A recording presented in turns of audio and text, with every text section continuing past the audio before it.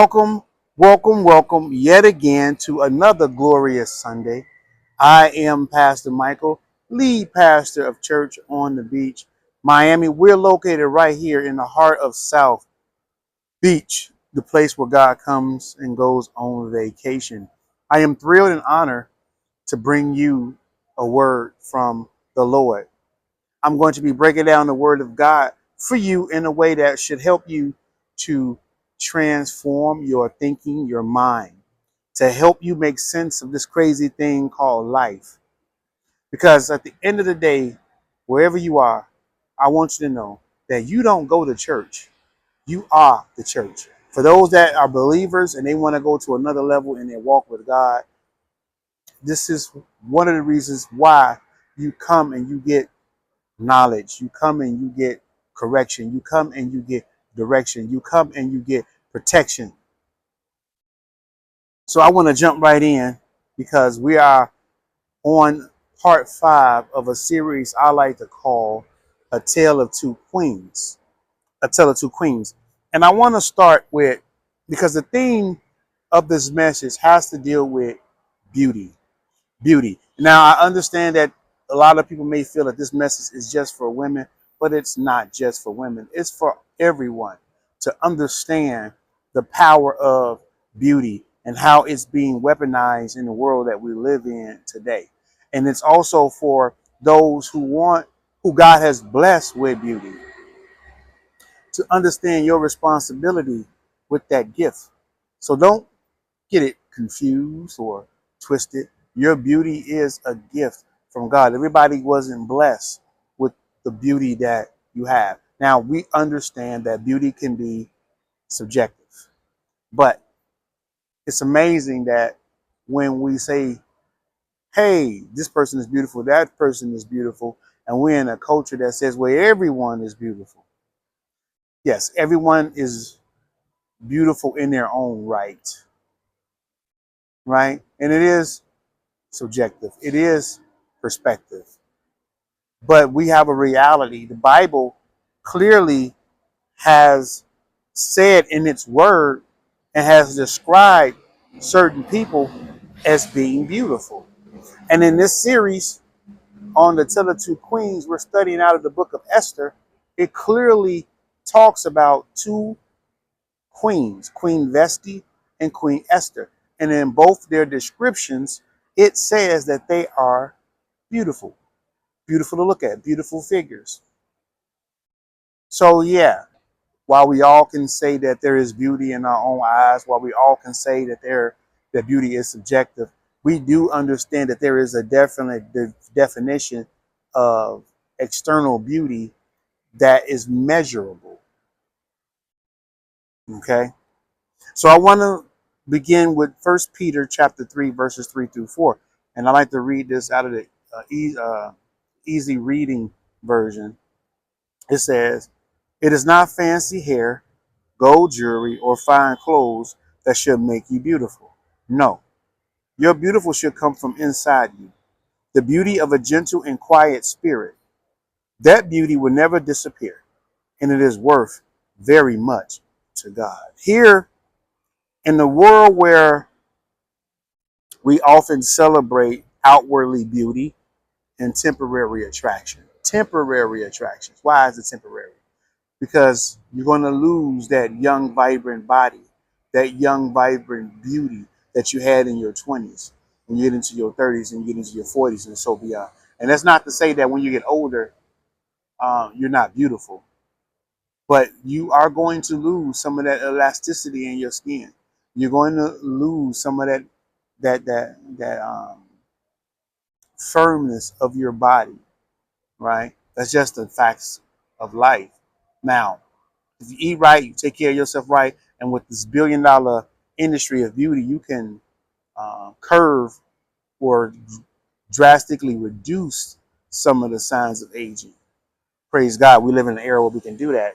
But in general, beauty fades. And so what I'm asking you, what qualities do you think truly set you apart as worthy or lasting in the realms of honor and purpose? I say that to all men and women, but particularly to women. Are you focusing on the things about who you are on the inside that no matter what happens on the outside, you can't take that away.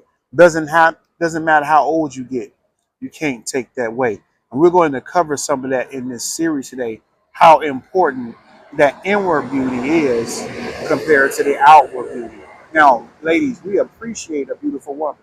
Me, myself, I'm married to my wife is beautiful. She's blessed to have beauty, and I'm not just talking about from a um, theoretical standpoint. Symmetrically. My wife modeled when she was younger. She was into the acting when she was younger, right? She obviously had a certain aesthetic that people deem beautiful, and we appreciate that.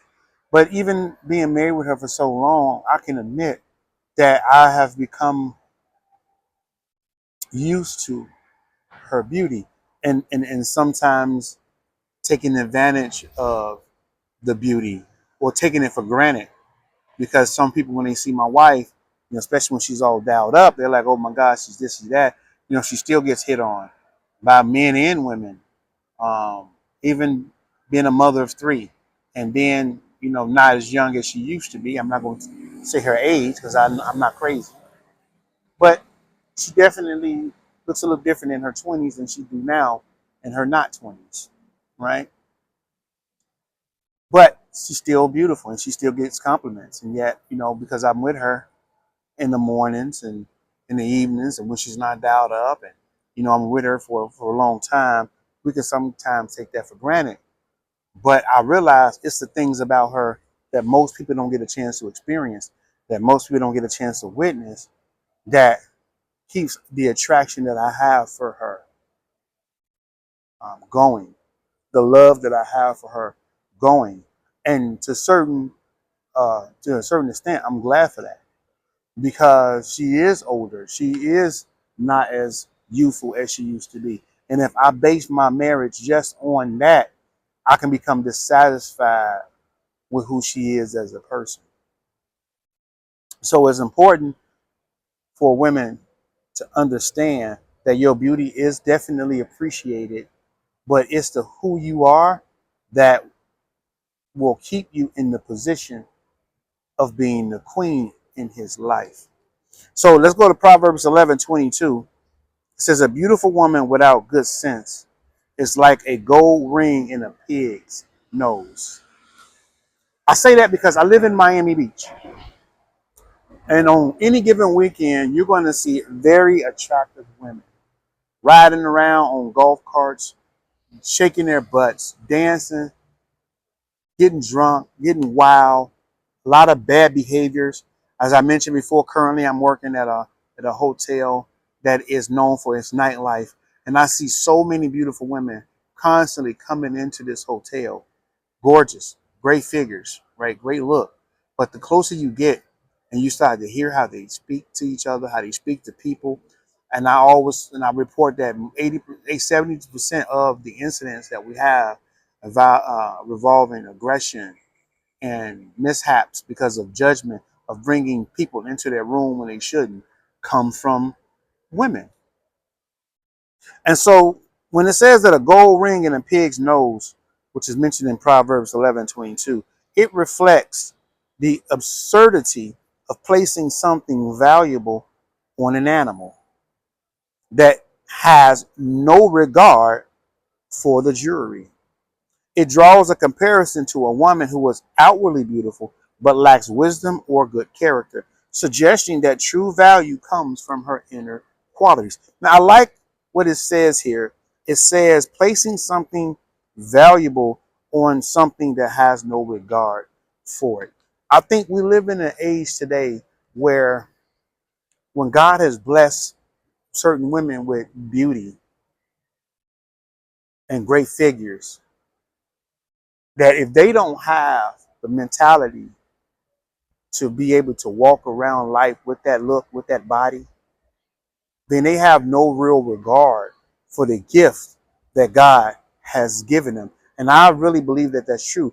I always take to a line in the movie Spider-Man when Uncle Ben was talking to Peter, and he says, with great power comes great responsibility. And I can tweak that statement to women and says, with great beauty and body comes great responsibility.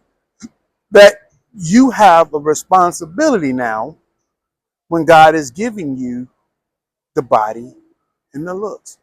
But without character, you're like a child walking around with a loaded gun. It can go off and cause way more damage than it does good. And I believe we are in an era now where women have pride about how beautiful they look, how great the shape there is, and how great they think that they sexual abilities are, without any context to their heart, without any morality, without any sense to understand how dangerous it can be for you to be looking that good. We could see that in the Bible.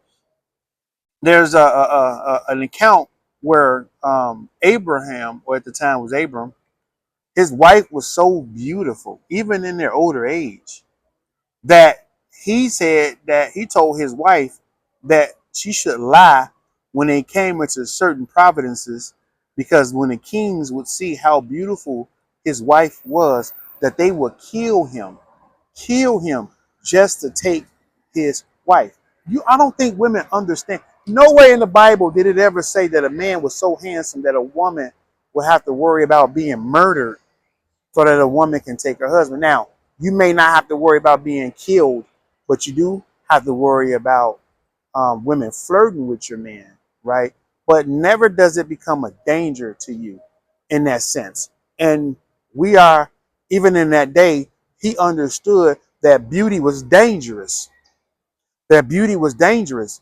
And I don't think a lot of women walk around with that same awareness that beauty is or can be dangerous to your husband,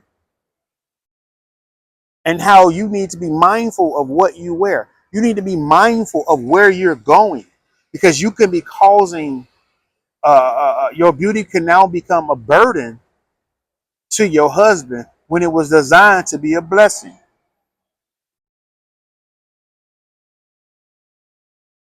So I want to give you some context and just some interesting facts when I talk about beauty should be a blessing. Let me tell you, what does beauty mean to a man? Because you got to understand, God made you beautiful. That's a part of your gift to your husband, to men. Check this out. On a biological level, studies on testosterone levels, research conducted at University of California, Santa Barbara, found that when men interact with attractive women for just 5 minutes, somebody say 5 minutes, their their testosterone levels rose significantly. The study concluded that exposure to a beautiful woman triggered a biological response, increasing testosterone as part of the male's body natural drive to seek reproductive opportunities. Let me break that down for you in a term. And I always say Satan knows how we're wired and he knows how to manipulate. Why do you think there's so much advertisement centered around a woman's body and their beauty? What does her body and beauty have to do with barbecue grills?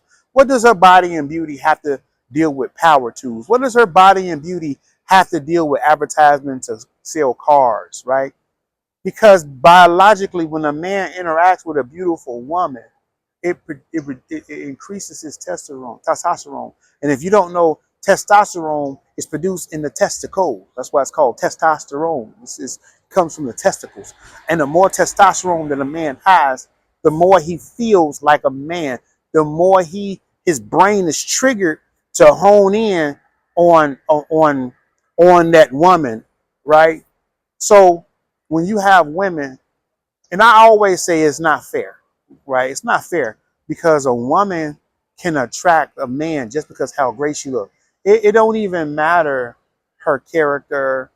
It doesn't even matter her job. It doesn't even matter anything but the fact that she looks good. So you could be a multi-millionaire, billionaire and see an attractive woman who may be a waitress. And this is not to come against waitressing, but to understand that the dynamic of careers can be so unequally yoked. And for a man, it does not matter because she is beautiful, because it makes him feel more like a man to be with an attractive woman. And so when women walk around with this pride and ego, a man should control himself. A man should have self-control, but you don't understand biologically what's happening in his body, right? It's like a vegan getting mad at a carnivore for eating meat and shaming him from eating meat, but you never understand what it's like because you're a vegan. You don't even have a taste for meat. This is even deep. Even with the alternative lifestyle, when you're a woman that is attracted to women, I would go so far as to say I don't, even if you are attracted to a woman as a woman, you will never really fully be able to have the heightened sense of attraction that a man has toward a woman. A woman would appreciate a woman that's beautiful from a different mindset than a man.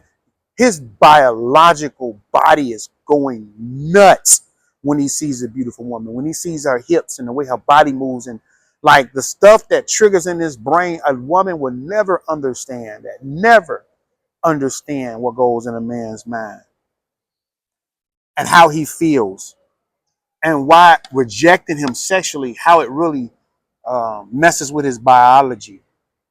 This is more than his ego and his mind. We're talking about his biology. Here's another fact: hormonal response. This hormonal surge is part of a natural evolutionary reaction. Testosterone is associated with competitiveness, assertiveness, and sexual drive. The presence of a beautiful woman can trigger a man's instinct, biological instinct to be more competitive or assertive, possibly as part of mating behavior. And some more testosterone and behavior. Elevated testosterone levels can influence a man's behavior, making him more confident, bold, or motivated to impress the attractive person.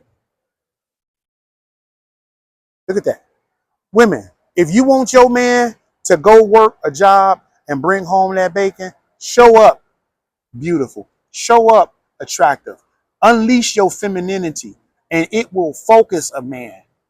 Beauty plus femininity equals focus for your man, equals focus. This is why men are on the hunt. Most time when a man sees a beautiful woman, he's on a hunt.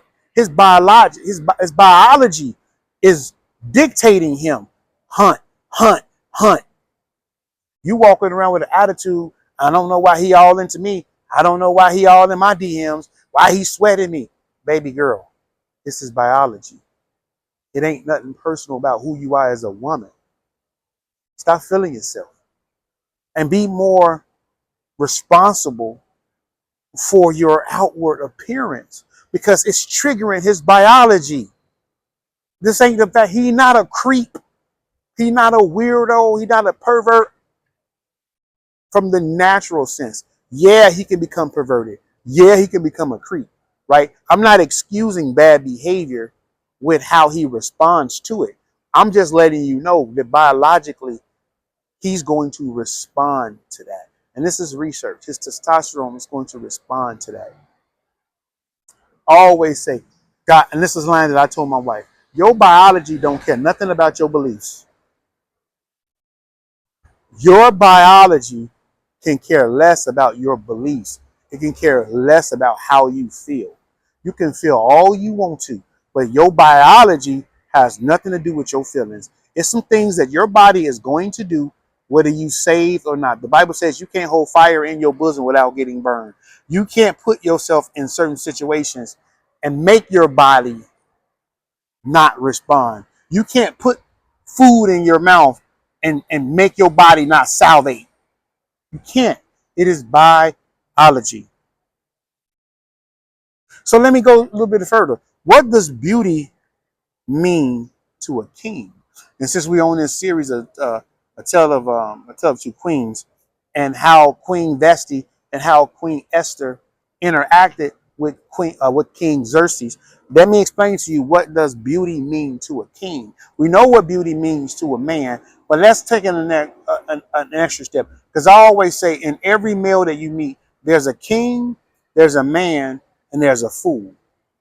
Just like with every female you meet, there's a queen, there's a woman, and there's a fool. And it depends on which personality you're speaking to. So, what does the beauty mean to the king and the man? One, favor and influence. Favor and influence. A beautiful woman could gain favor with the king. Do you understand that when you operate in beauty and femininity, you have favor, you have influence with your man? For those who don't feel like you should dress up and you should take care of yourself, and you come home and you got your hair botted on and you ain't took a shower, and I know you've been working with the kids, and I know that you've been doing chores in the home. I get that. I get that. I know it's a lot of work, right? But do you understand the favor and influence you have when you do show up softer, when you do show up and your hygiene is on point, and you're looking the very best, right? And of course, we can always say, well, my man don't like it when I dress up, and my man don't like. We're not talking about the exceptions to the rule.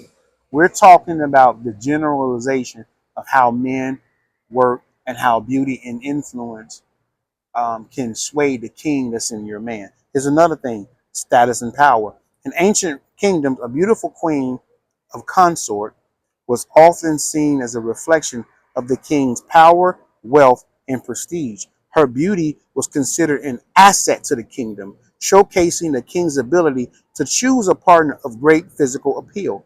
Beauty symbolizes the glory of the king's reign.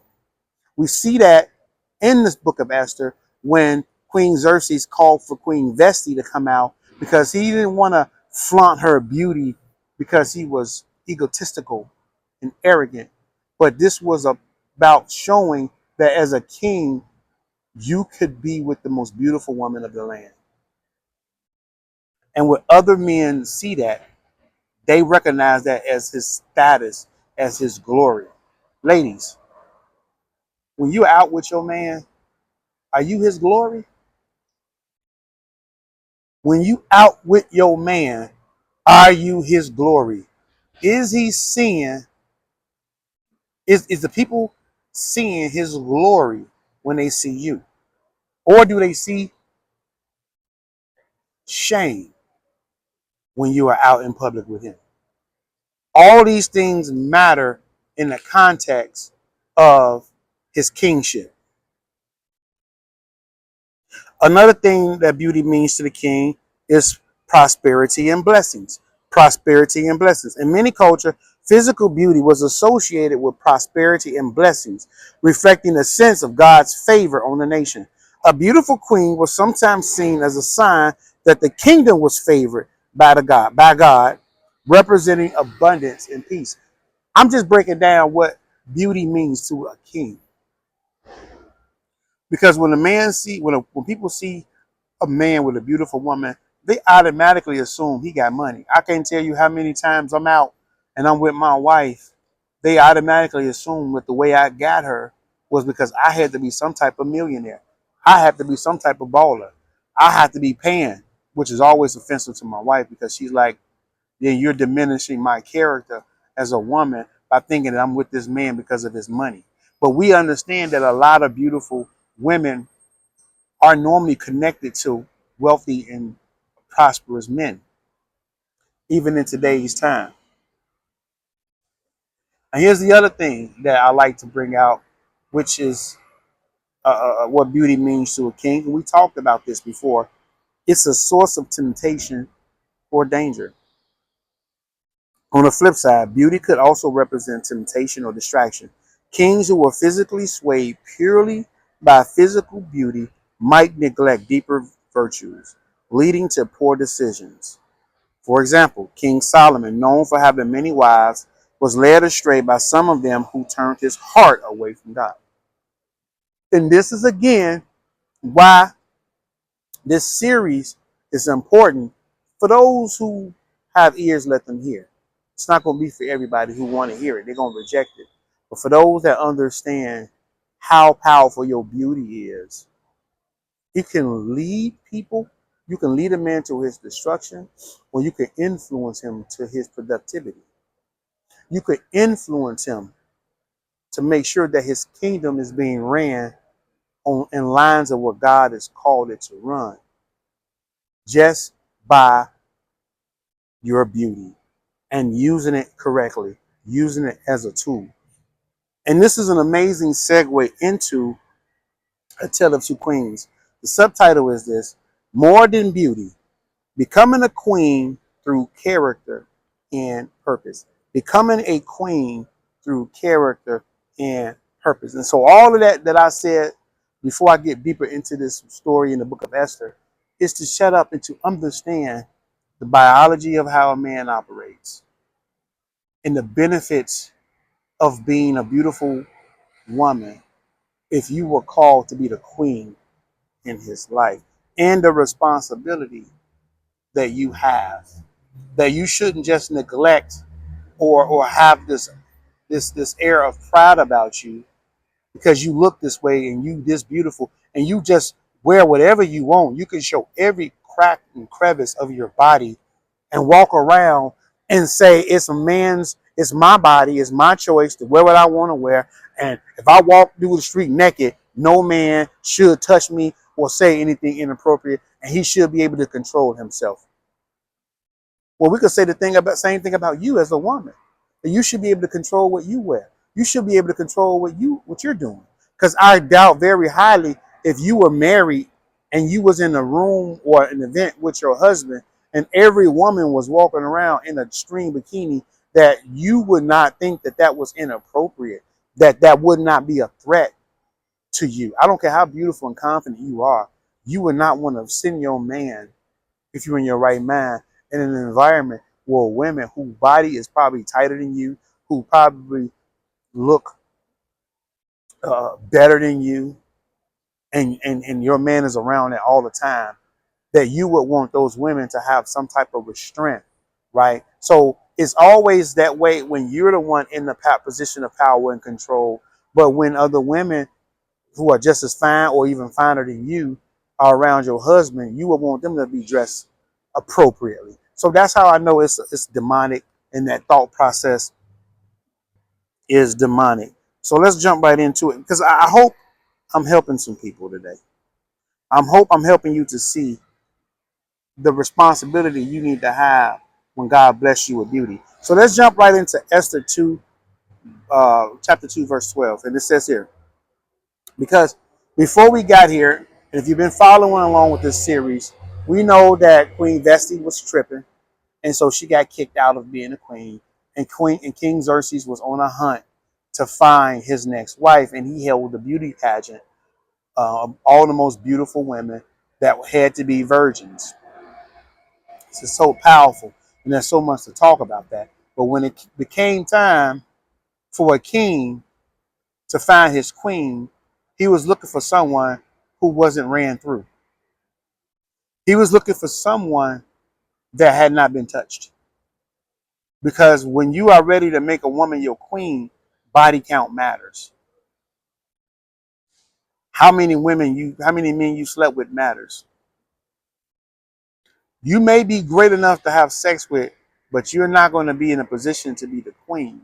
Most men are not going to put you as a position to be a queen when everybody else in the kingdom know what you look like naked. Everybody in the kingdom know what you feel like sexually. They don't want to have that conversation when you stand before another man and he can tell you, yeah, I know what it is that your woman like. Does she do that little thing with her tongue that she do with me? Does she sound like, I had her like this and I had her bent over like, no king want they don't, that's not the conversation that another man wants to have when he's talking about his wife. So when it came time, so he did this beauty pageant He was in search for all of the beautiful women in the land that were virgins. And so here we end up here in Esther 2 and 12. Before a girl could take her turn to go in to see King Xerxes, she had to complete 12 months, a year of beauty treatments, 6 months of oil and myrrh, and 6 months of perfume and cosmetics. So I want to go a little bit into this because there's a lot of points that I want to pull out. All all the women were beautiful. All the women were beautiful. So what does that mean, Pastor Michael? You ain't the only one that's fine. You ain't the only one that got a body. You ain't the only one that he looking at. So let's get that through your head. When they made you as fine and beautiful as you are, they didn't stop making them. So every woman who came before the king was physically beautiful, and they undergone extensive beauty treatments for a full year. What does that come to conclusion? Outward beauty alone wasn't enough to make them queen. Your man got options. But what is it about you that's going to make you stand out to be the queen? Because we got the rise of the BBLs, we got tons of cosmetic, tons of beauty treatment. I don't care how much money you put. I don't care how much surgery you get. You may be good enough to be slept with, but that doesn't mean you're good enough to be the queen.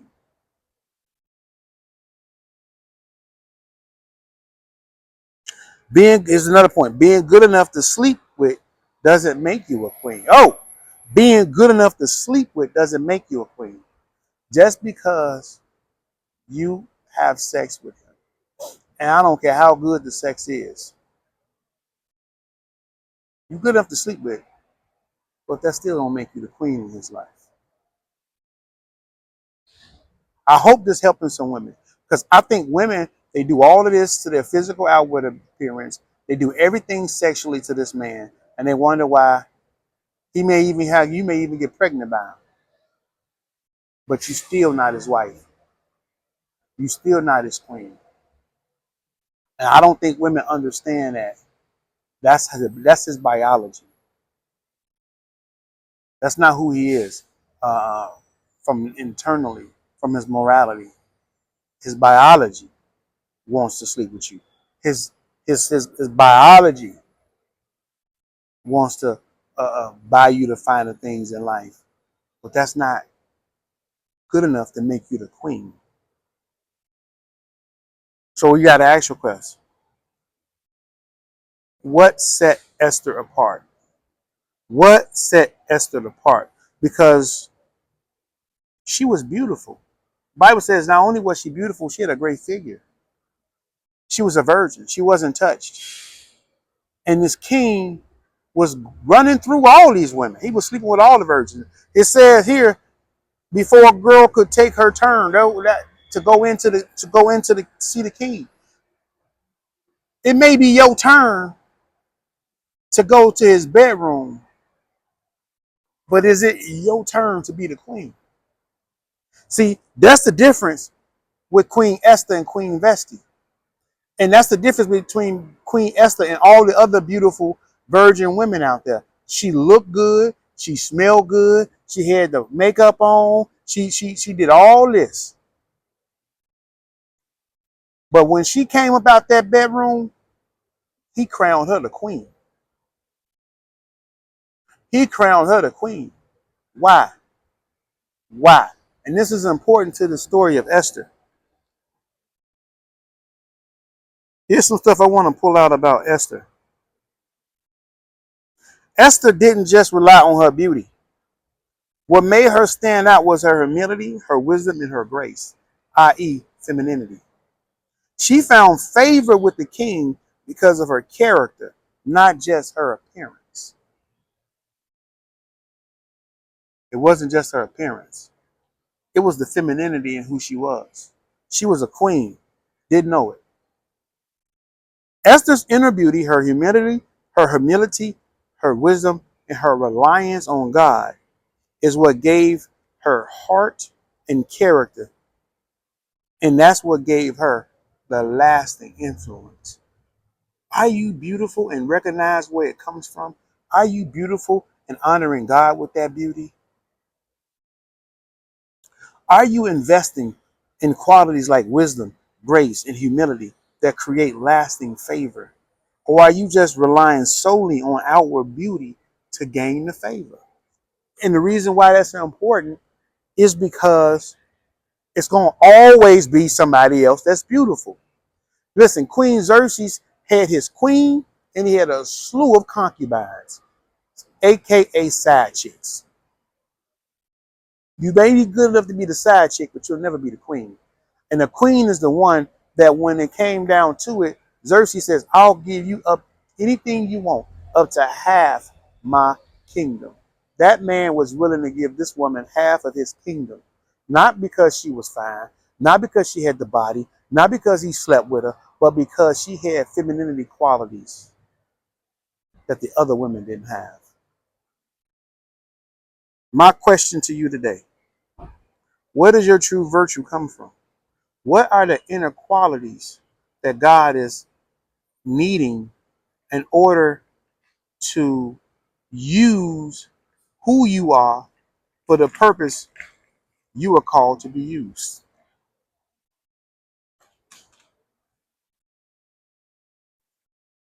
So, as we begin to close out this session, a question I want to leave with the women today. Are you relying on God to shape your inner character, or are you focusing primarily on the outward appearance to gain favor? All of those who God has gifted with beauty and looks, understand that that does not make you the queen. It is the inner part of who you are that God is looking to elevate in your life. Walk in integrity in your beauty. Walk in God's favor. Understand who you are. Don't just be something good enough to be slept with, because you're going to always have somebody that's going to be better than you, that's going to look better than you, that's going to do things for him sexually that you wouldn't do. Don't just be beautiful. Don't just be something good to be sleep with, but tell yourself, I'm the queen. Walk in your femininity. And so when you see a man, you put the boundary around that relationship. You say, I'm not coming into your bedroom unless I'm the queen. You can have any other person to sleep in your bedroom, but I'm not coming into your bedroom until I'm the queen. And when you become the queen, walk in the influence and the character that God has called you to be. And in order for you to do that, you gotta have God in your life. You gotta have God to shape you and unlock in you the queen that's in you, so that you can minister and influence his son in the direction that he is supposed to. You can help focus him. You can help steer him. You can help influence him using your beauty. This is Pastor Michael from Church on the Beach, Miami.